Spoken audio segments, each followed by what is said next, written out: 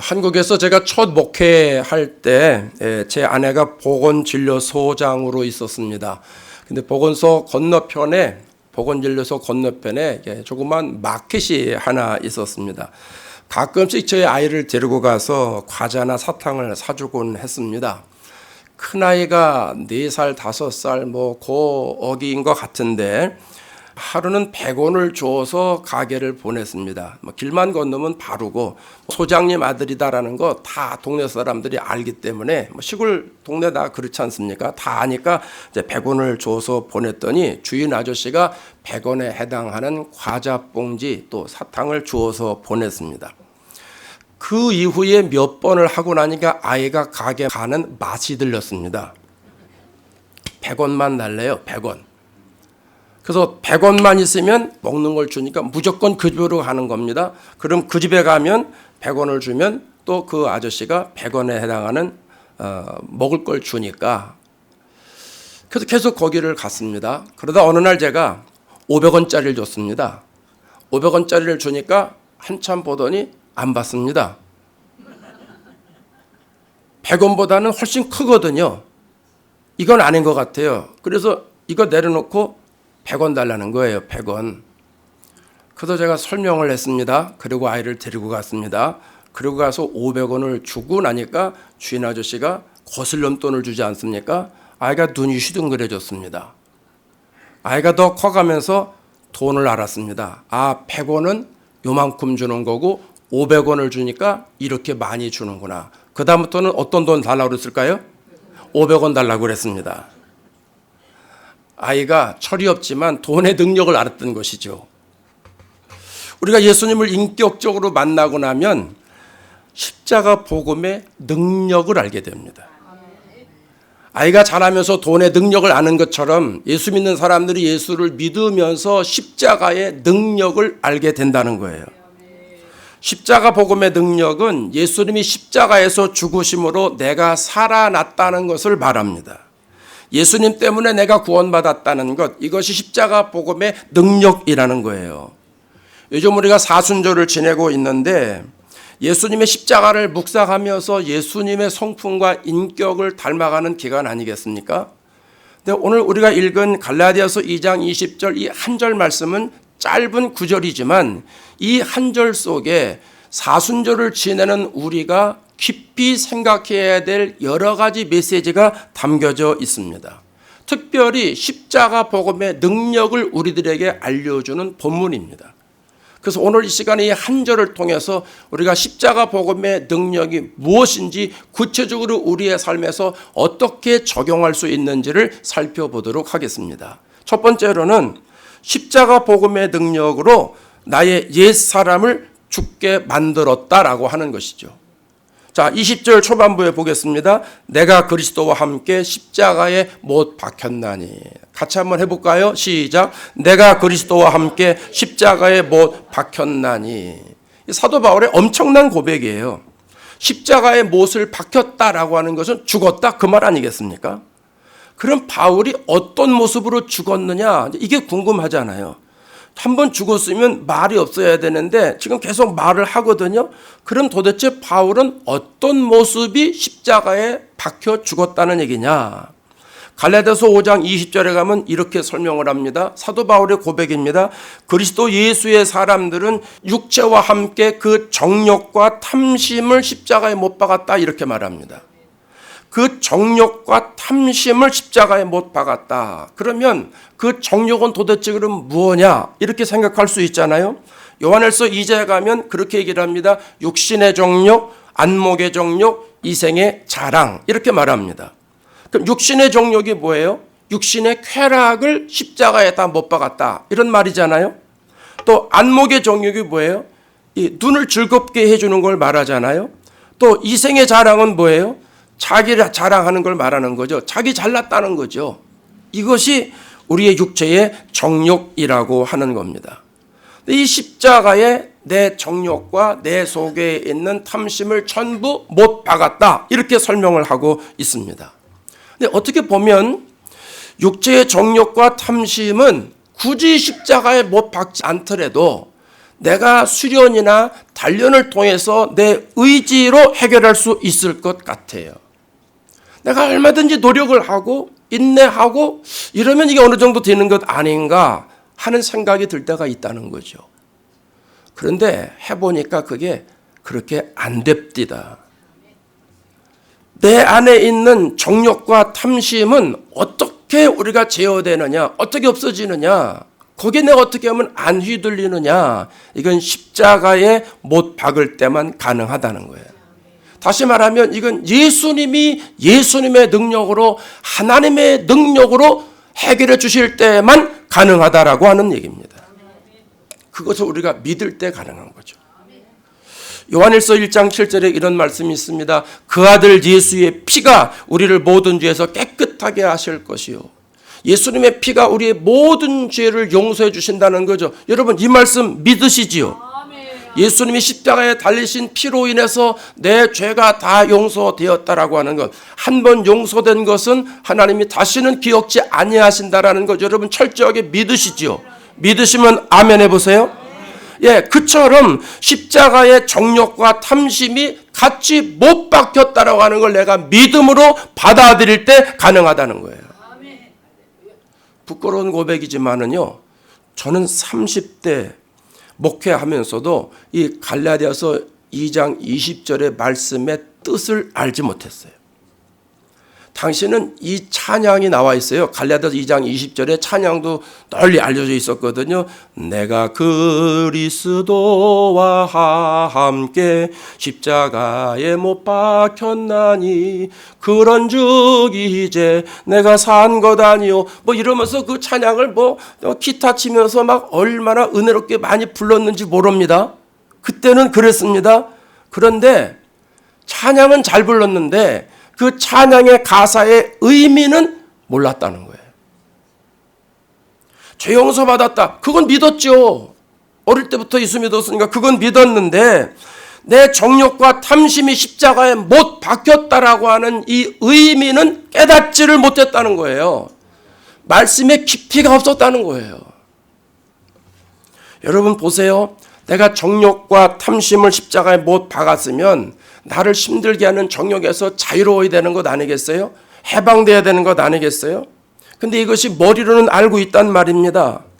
그러면 십자가 복음의 능력이 내가 알고 있으니까 내 안에서 막 폭발돼야 될 것 아니겠습니까? 십자가의 능력을 내가 온전히 받아들이고 온전히 따라갔더라면 내 안에서 이 탐심과 정욕에서 완전히 해방받아서 거기에 내가 휘둘리지 않고 좌우되지 않아야 되지 않느냐 하는 거예요. 그런데 그렇지 못했다는 거예요. 왜요? 십자가 복음의 능력을 반쪽만 알았기 때문입니다. 반쪽만 믿었기 때문에 지식적으로만 알고 있었던 거예요. 머리로만 알고 있었던 거예요. 이성적으로 알고 있었다는 거예요. 예수님이 내 죄를 위해서 십자가에 달려 돌아가셨지. 아멘.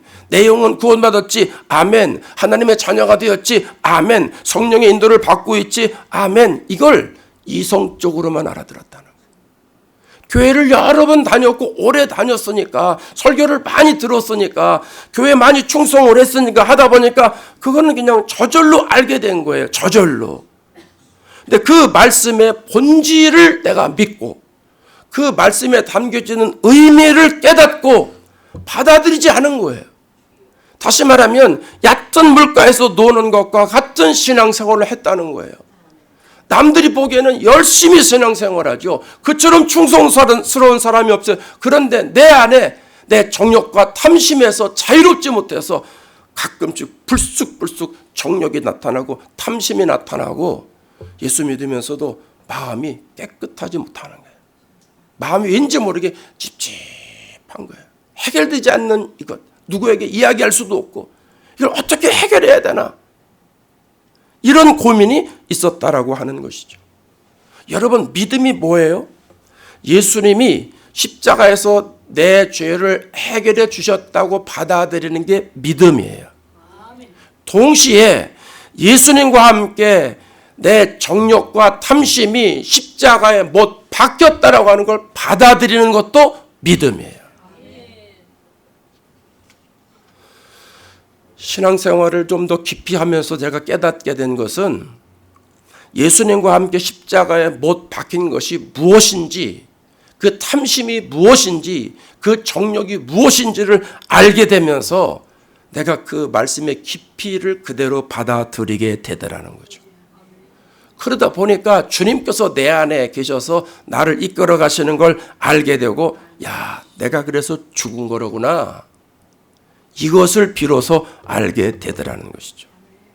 그러니까 예수님과 함께 내가 십자가에서 죽었다라고 생각을 하니까 이 십자가에 예수님만 달려 들어가신 게 아니라 여기에 내 정욕이 같이 못 바뀌었다고 생각하니까 내 안에 있는 정욕, 내 성질도 죽고 내 혈기도 죽고 내 자아도 죽고 내 고집이 죽었다고 생각이 들더라는 거죠. 그러다 보니까 이전과는 비교할 수 없는 인생을 살아가게 되더라는 것이죠. 지난달에 한국에 갔다가 제 처남 납골 땅에 다녀왔습니다. 처남이 소천에 있을 때 제가 가지도 못하고 그래서 한 2년 만에 이제 제가 갔는데, 가보니까 여러분 잘 아시잖아요. 납골 땅에 많은 분들이 거기 있습니다. 예, 그 화장해서 이제 이렇게 모셔놓은 거죠. 제가 가서 그랬습니다. 처남, 나 왔다. 처남, 내가 늦게 와서 미안하다. 그랬습니다. 근데 이 친구가 대답이 없어요. 그전 같으면 처남, 나 왔어.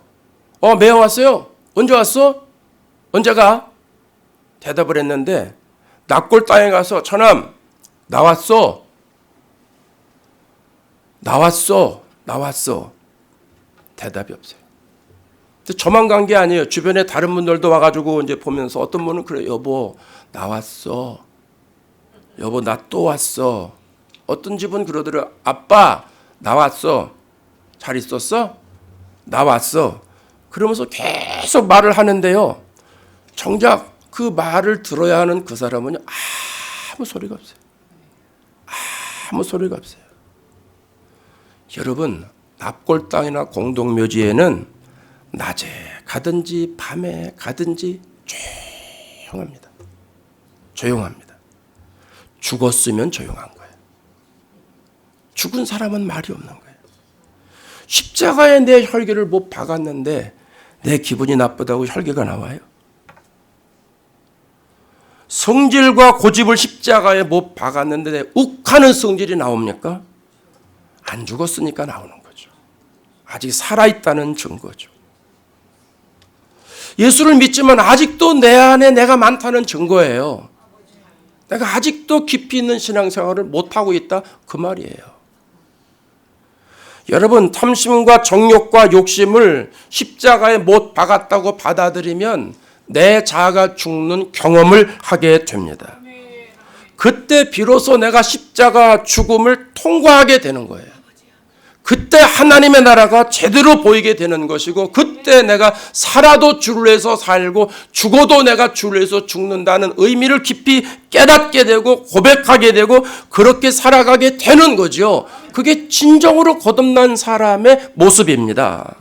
오늘 예배드리는 저와 여러분에게 십자가 복음의 능력으로 나의 옛사람들이 다 죽었다라고 하는 고백이 있기를 바랍니다. 내 안에 숨겨져 있는 정욕과 탐심을 십자가에 못 박았다라고 하는 믿음을 가지고 승리하실 수 있는 삶을 살아가시기를 바랍니다. 두 번째로 십자가 복음의 능력은 예수님을 주인으로 모시게 됩니다. 20절 말씀 보시겠습니다. 20절, 그런즉 시작. 그런즉 이제는 내가 사는 것이 아니요 오직 내 안에 그리스도께서 사시는 것이라. 아멘. 십자가 복음의 능력을 소유한 사람들은요, 내 안에 예수님이 주인 되게 된다라고 하는 거예요. 내 삶의 모든 주도권을 예수님께로 이양시켰다, 그 말이에요. 예수님의 마음이 우리에게 들어오면, 예수님께서 나에게 오셔서 주인이 되시면 내 생각을 통치하시고 내 마음을 다스리시고 내 계획을 이끌어 가십니다. 주님이 그렇게 내 안에서 역사하시도록 나는 내어드립니다. 순종합니다. 따라갑니다. 이것이 십자가 복음의 능력입니다. 여러분, 신앙생활은요, 예수님이 십자가에 달려 돌아가셨다라고 하는 믿음으로 끝나는 것이 아닙니다. 그 십자가 사건을 통해서 내 삶이 변화되면서 예수님이 내 삶의 주인으로 나타나는 것이 신앙생활이라고 하는 겁니다. 전에는 내가 주인이었거든요. 그래서 내 가치관대로 살았습니다. 내가 인생 살았던 경험이 많기 때문에 그 경험을 밑바탕으로 살았습니다. 그래서 내 삶의 방식이 있습니다. 라이프 스타일이 있습니다. 때로는 육신이 요구하는 대로 살게 되었습니다. 그런데요, 십자가 복음의 능력을 깨닫고 난 후로부터는 내 안에 주인이 바뀌었기 때문에 내가 예수님의 사람으로 살아가게 된다라고 하는 거예요. 전에는요, 내 삶의 운전사가 나였습니다. 그런데 복음의 능력을 알고 난서부터는 내 삶의 운전은 예수님이 해 주시게 되는 겁니다. 예수님이 나를 운전해 주시는 거예요. 여러분, 무면허 운전수가 운전하는 거 타보셨어요? 탈 때는 모를 때는 타지요. 알면 타시겠어요? 운전면허가 없는 사람이에요. 익스파일 된 사람이 아니라, 운전 잘하다가 익스파일 돼서 나 무면허야 이 사람이 아니라 운전을 아예 할 줄을 몰라요. 그래서 면허증 자체가 없습니다. 알면 타시겠어요? 무면허 운전수에게 여러분 생명을 맡기시겠느냐 하는 거예요. 우리는요, 한치 앞을 아는 사람이 아니에요. 우리는 내일을 살아본 사람이 없어요. 우리는 미래를 살아본 적이 없어요. 우리는 현재만 살아가는 사람들이에요. 여러분, 미래를 산 사람이 있어요? 내일을 산 사람이 있어요? 내일 되면 오늘이 돼요. 또 살아본 적이 없어요. 우리는 삶의 라이센스가 없다는 거예요. 그럼에도 내가 나를 이끌어갑니다. 그러니까 인생이 좌충우돌 되는 거예요. 예수를 믿어도 예수님을 조수석이나 뒷좌석에 앉히고 내가 계속 운전대를 잡고 살아가게 된다는 거죠. 내 삶을 내가 운전하게 되면 어떻게 됩니까? 삶이 형통하지 않습니다. 내 삶을 내가 운전하면 망하게 됩니다. 여러분, 십자가 복음의 능력은 예수님이 내 안에 들어오셔서 내 삶의 운전대가 되어 주시는 겁니다. 아니, 예수님이 운전을 하시도록 내어드리는 거예요. 그래서 예수님 내 삶을 운전해 주시지요. 예수님이 운전해 주셔야 나는 안전합니다. 예수님이 운전해 주셔야 나는 평안합니다. 예수님 힘드시겠지만 그래도 내 삶의 운전대가 되어 주시옵소서. 이렇게 내어드리는 게 예수 믿는 거예요. 그렇게 내어드리면 얼마나 편한지 모릅니다. 얼마나 편한지 모릅니다. 요한계시록 3장 20절에 이런 말씀이 있습니다. 누구든지 내 음성을 듣고 문을 열면 내가 그에게로 들어가 그와 더불어 먹고 그는 나와 더불어 먹으리라. 여러분, 예수님과 더불어 먹는다고 하는 것은 예수님과 함께 영적인 교제를 누린다라고 하는 걸 말하는 거예요. 그러면 삶이 풍요로워지는 거예요. 예수님과 늘 동행하게 되는데 우리의 삶에서 얼마나 아름다운 열매가 맺혀지겠습니까? 그걸 요한복음 15장에 가서는 5절에 이렇게 표현하잖아요. 나는 포도나무요 너희는 가지라. 그가 내 안에 내가 그 안에 거하면 사람이 열매를 많이 맺나니. 예수님은 포도나무예요. 우리는 가지예요. 우리가 예수님 안에 거하면 우리의 가지에서는 많은 열매를 맺는다는 거예요. 다시 말하면 예수님을 모시고 예수님을 내 삶의 주인으로 예수님이 운전해 주시면 우리의 삶에서 아름다운 열매가 풍요롭게 열린다라고 하는 사실입니다. 그걸 갈라디아서 5장에서는 성령의 열매라고 그러잖아요. 9가지 사랑, 희락, 화평, 오래 참음, 자비, 양선, 충성, 온유, 절제, 사이화오, 자양충언절, 약자를 해가지고 이렇게 외우잖아요. 빨리 기억하세요. 사이화오, 자양충언절 어떨결에 쏙 들어갑니다. 이게 외워야지 그러면 2개 외우고 잊어버리는데 갑자기 들으면요 쏙 들어올 때가 있습니다. 쏙 들어가는 축복이 있길 바랍니다. 사이화오, 자양충언절 다 외우셨어.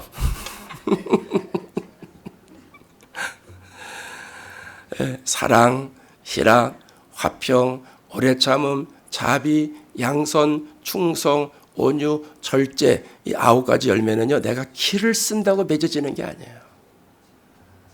이거는요 예수님께 붙어 있으면 저절로 열매가 맺어지는 거예요. 저와 여러분에게서는 하나의 열매를 비롯해서 2개도 맺어지고 3개도 맺어지고 4개도 맺어지는 축복이 있기를 바랍니다. 내 삶의 주인이 나였으면은요, 이런 열매는 죽어도 못 맺어요. 사명의 열매가 맺어지는 거예요. 냄새 나는 열매가 맺어지고 썩어 나는 열매가 맺어질 수밖에 없다는 거예요. 그런데 주님이 내 삶의 주인으로 오시니까 나에게서 예수님의 생명의 열매가 맺어진다는 거예요. 그러면 여러분 주위의 사람들이 꼬이게 돼 있어요. 그 생명의 열매 때문에. 여러분과 가까이 있는 사람이 많아지게 돼 있어요. 이 복과 은혜를 누리실 수 있기를 바랍니다. 어떤 분들은 그런 분들이 있어요. 목사님, 나는 예수를 열심히 믿는다고 믿는데 왜 나에게는 이런 역사가 좀 덜 일어나는 걸까요? 또 어떨 때는 안 일어나는 것 같아요. 이런 분들이 있는데요. 예수 믿으면서도 예배도 잘 드리고 성경도 읽고 기도도 하고 그러는데 예수님과 누리는 그 영적인 풍요로움을 자기가 잘 느끼지 못한다는 거예요. 어떨 땐 느끼는 것 같고 어떨 땐 안 느끼는 것 같고 뭐 이런 상황이 계속 된다는 거예요. 그러니까 여러분, 왜 그런 일들이 일어날까요? 여러 가지 그 이유가 있지만 오늘 본문 말씀으로 적용해 보면 내가 죽은 척해서 그래요. 죽은 척해서. 죽은 것 같은데 안 죽은 거예요. 그러니까 일만 있으면 벌떡벌떡 살아나는 거예요. 그러니까 평소에는 잘 모르잖아요. 근데 막 신경질이 막 나면 이게 불쑥불쑥 막 나오잖아요. 이게 죽은 척 하는 거예요. 아직도 내 안에 저변에 내 생각으로 깔려 있고 내 경험으로 깔려 있고 내 의지를 내세우게 되고 그러다 보면요, 예수님이 내 안에 들어오실 룸이 없어요. 룸이 없어요. 예수님이 내 안에 들어오고 싶어도 들어오실 수가 없다는 거예요. 그러면 예수님은 나에게는 언제나 손님으로 계십니다. 내 주변엔 예수님이 계십니다. 예수님도 보입니다. 그런데 정작 내 안에 주님이 안 계시기 때문에 주님이 나를 어떻게 하시지 않는다라는 거예요. 나에게 아무런 역사가 일어나지 않는다, 그 말이에요. 예수님이 가나 혼인잔치에 초대를 받아서 가셨잖아요. 잔치가 무르익습니다. 포도주가 떨어집니다. 난감한 일이 생긴 거 아니겠어요? 주인 입장에서는 포도주가 떨어졌으면 이거 어떡합니까? 근데 예수님은 아무런 일도 하지 않으셨습니다. 왜요? 손님이니까. 예수님은 주인이 아니에요. 손님이에요. 예수님이 손님으로 갔을 때는 아무런 역사가 일어나지 않았다는 사실을 우리가 기억해야 된다는 거예요. 그래서 여러분, 예수님을 늘 주인으로 모시고 살아야 됩니다. 예수님은 손님이 아니에요. 그래서 예수님을 멀리하면 안 되는 거예요. 예수님을 내 마음 바깥에 세워두시는 어리석은 일은 범하지 말아야 된다는 거죠. 내 삶의 가장 한복판에 예수님을 모셔야 되는 거예요. 내 삶의 중심에 예수님을 모셔야 되는 거예요. 그래서 예배가 내 삶의 중심이 되고 말씀이 중심이 되고 기도가 중심이 되고 교회가 중심이 되는 이유가 여기 있는 거예요. 여러분이 이 시간에 예배를 가장 소중하게 여기기 때문에 다른 것 물리치고 예배를 온 것 같은 그 마음이 이 시간에만 이어지는 게 아니라 매번 예배 때마다 매번 삶에서 우리에게 그대로 드러나야 된다는 거지요. 그것이 예수님을 중심에 모신 사람이고 십자가 복음의 능력이라고 하는 겁니다. 우리 성도들은 예수님이 주시는 생각에 무릎을 꿇을 수 있기를 바랍니다. 예수님 주시는 생각이 이기도록 하셔야 됩니다. 그런데 여러분, 가끔 보면 내가 예수님 이길 때 많잖아요. 정말 많아요. 여러분, 예수님하고 싸우면, 성령님과 싸우면 누가 이길 때가 많으세요? 성령이 주시는 생각이 있잖아요. 그리고 내가 가지고 있는 생각이 있어요. 누구 생각이 이길 때가 더 많아요, 솔직히. 내 생각이 더 많아요. 감사해요. 제 대답을 여러분이 해주셨어. 저도 마찬가지고 여러분도 마찬가지일 거예요. 내가 이길 때가 더 많다라고 하는 거예요. 그래서 말씀 속으로 들어가는 거고 성경에 무장하려고 애를 쓰는 거고 기도하려고 애를 쓰는 거예요. 그러다 보니까 예수님이 내 안에 들어오신 게 확실해지고 예수님 말씀대로 살아가게 되지 않습니까? 여기까지 우리가 나아가야 된다는 얘기입니다. 오늘 예배드리는 저와 여러분 십자가 복음의 능력을 깨닫고 그 복음의 능력을 삶에서 마음껏 누리게 되시기를 바랍니다. 이 복을 받으셔야 됩니다. 세 번째로 십자가 복음의 능력은 믿음 안에서 살도록 한다라고 하는 겁니다. 20절 중간 이후의 말씀을 다 같이 읽습니다. 내가 육체 가운데 사는 것은 나를 사랑하사 나를 위하여 자기 자신을 버리신 하나님의 아들을 믿는 믿음 안에서 사는 것이라. 아멘. 사도 바울은 믿고 의지하며 살아갈 언덕이 참 많은 사람입니다. 왜냐하면 태생적으로 또 학문적으로 율법적으로 내세울 것이 많은 사람입니다. 누구에게도 지지 않는 사람이 사도 바울입니다. 빌립보서 3장에 가면은요, 율법의 의로는 흠이 없다 이렇게 말했습니다. 율법을 완벽하게 지켰다는 얘기입니다. 대단한 사람입니다. 그런데 하나님의 아들을 믿는 믿음 안에서 산다. 예수님 안에서 산다. 이렇게 고백을 합니다. 갈라디아서 6장 14절에 가서는 더 깊은 고백을 합니다. 내게는 우리 주 예수 그리스도의 십자가 외에 결코 자랑할 것이 없나니 그리스도로 말미암아 세상이 나를 대하여 십자가에 못 박히고 내가 또한 세상을 대하여 그러하니라. 사도 바울이 자랑할 것이 많은 사람인데 지금 누굴 자랑한다는 거예요? 십자가 외에 자랑하지 않는다. 예수님 자랑한다는 거예요. 십자가를 자랑한다는 거예요. 왜요? 십자가 복음의 능력을 깨달았기 때문입니다. 십자가 복음의 능력을 깨달았기 때문에 그 십자가를 자랑한다 이렇게 얘기를 하는 거예요. 히브리서 11장을 우리가 믿음의 장이라고 그러잖아요. 믿음으로 살았던 사람들의 이야기가 기록이 되어 있는데 믿음의 사람들이 많이 나옵니다. 에녹도 나오고 아벨도 나오고 노아도 나오고 아브라함도 나오고 이삭도 나오고 야곱도 나오고 계속 나오는데요. 그 사람들의 공통점이 있습니다. 하나님의 말씀을 따라서 믿음으로 살았다는 겁니다. 아브라함이 갈 바를 알지 못했습니다. 그런데 하나님의 말씀을 따라서 가게 됩니다. 노아는요. 말도 안 되는 방주를 짓곤 합니다. 100년씩이나 걸려서 하나님의 말씀을 따라서 말씀대로 방주를 짓습니다. 예수님의 제자 베드로는 어떻습니까? 어부잖아요. 밤새도록 그물질에서 빈 그물질하고 왔는데 예수님께서 말씀하실 때 뭐라고 말합니까? 우리들이 밤이 새도록 수고해서 잡은 것이 없습니다. 그런데 말씀에 의지해서 그물을 내리겠습니다. 헛그물질하고 온 사람에게 깊은 데로 가서 그물을 내려서 고기를 잡으라 말씀합니다. 고기 잡는 데는 베드로가 선수입니다. 베드로가 프로입니다. 그런데 베드로가 30대 젊은 예수님의 말씀을 그대로 수용하지 않습니까? 그 말씀을 믿고 믿음으로 살았다는 겁니다. 어떤 사람들은 그렇게 말하는 사람이 있을 줄 모릅니다. 목사님, 지금 AI 시대인데, 지금 시대가 어떤 시대인데, 세상에 어떻게 지금 바뀌어지고 있는 시대인데, 그 말씀을 붙잡고 살아갑니까? 현대인의 정서가 있지 않습니까? 흐름이라는 게 있지 않습니까? 이 세상의 흐름과 정서나 여건과 환경이나 심지어 문화까지 알아야 되지 않습니까?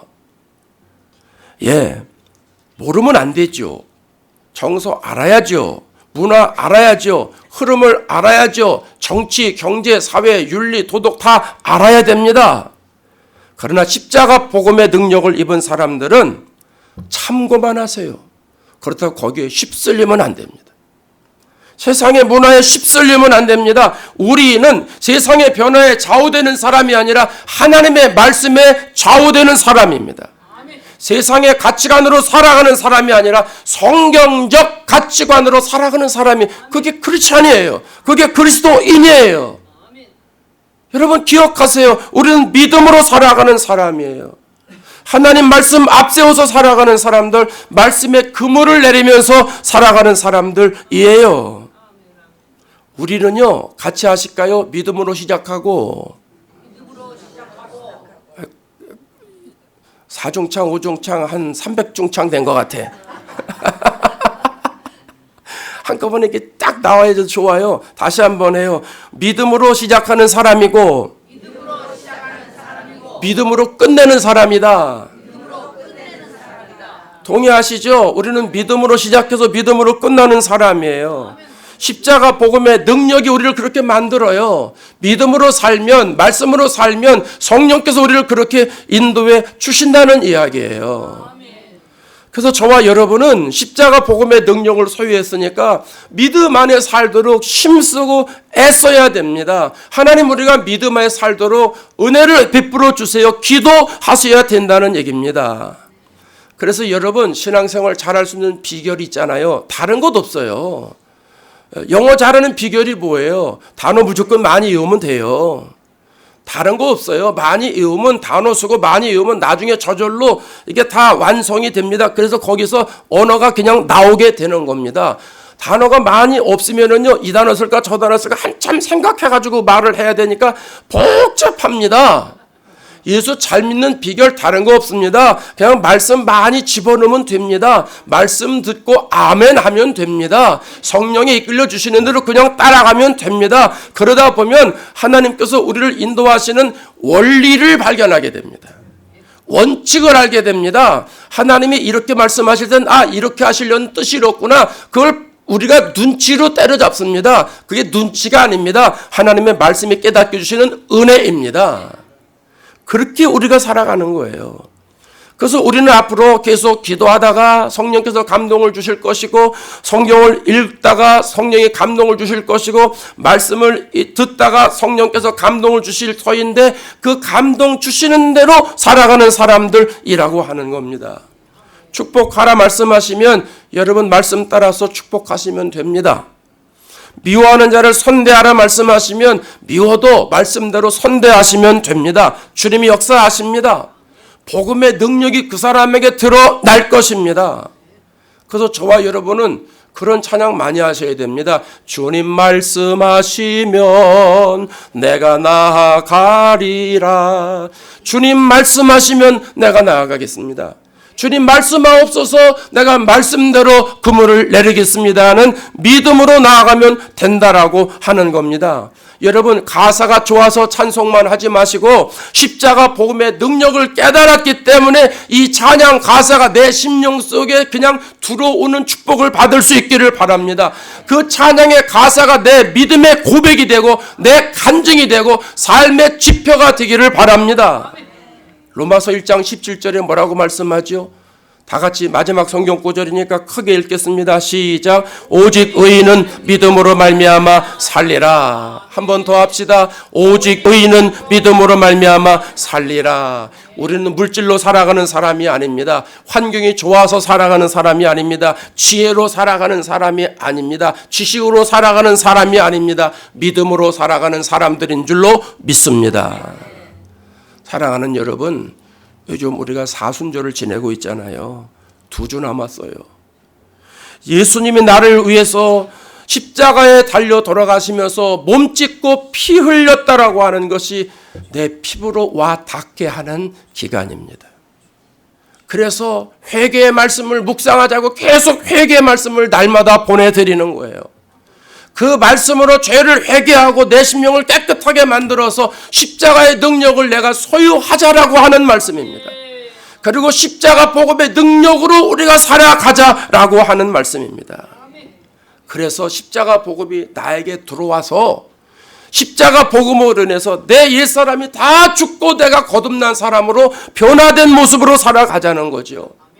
어제까지는 비록 내가 인생의 주인이었다 할지라도 십자가 복음의 능력으로 오늘부터는 예수님이 내 삶의 주인으로 모시고 살아가자라고 하는 겁니다. 그래서 주님이 내 삶을 통치하시고 주관하시고 보호하시고 인도하시고 만사 형통되는 축복을 누리자는 겁니다. 그런 사람이 믿음으로 살아가는 사람 아니냐 하는 것이죠. 예수님께서 주신 십자가 복음의 능력을 붙잡으시고 이번 한 주간도 십자가 복음의 능력으로 승리하시는 저와 여러분 되시기를 주의 이름으로 축원합니다.